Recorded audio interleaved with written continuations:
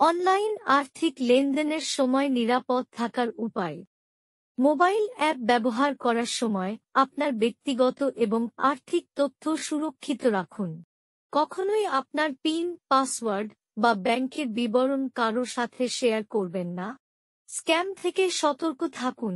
আপনি সন্দেহজনক বার্তা পেলে আপনার ব্যাংকের সাথে যোগাযোগ করুন।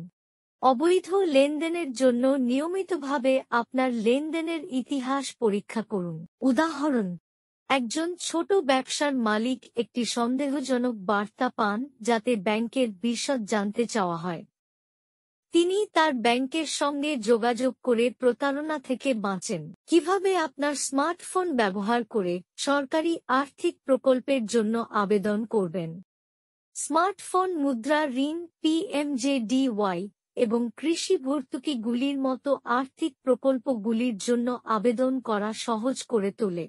যোগ্যতা পরীক্ষা করতে, স্কিমের জন্য আবেদন করতে এবং আবেদনের অবস্থা ট্র্যাক করতে সরকারি অ্যাপ ব্যবহার করুন। উদাহরণ: একজন কৃষক মোবাইল অ্যাপ বা অনলাইনের মাধ্যমে কৃষি ভর্তুকির জন্য যোগ্যতা যাচাই করেন, আবেদন করেন এবং বীজ কেনার জন্য সহায়তা পান।